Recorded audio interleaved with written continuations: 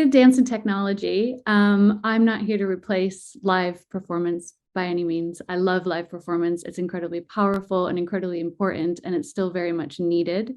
What I see digital and dance coming together as is it creates different narrative possibilities, which is what Divya was speaking about. And I think it also extends where dance can be seen and by who it can be seen.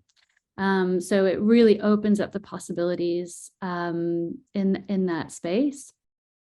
If we're talking about what kind of experiences we could create, some things come to mind of what would a dance experience in VR look like, where someone could possibly interact with you while you are moving, or maybe there's other virtual elements and animations coming off of you as you move, and the other person can actually mimic and move with you in that space.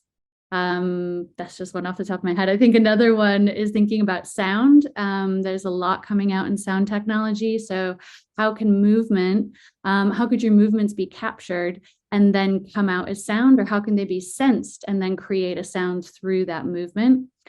And or how could a musician create a sound that then when you move, it comes from your body? So some really interesting conversations, I think, between movement, musician and digital sound could be quite exciting.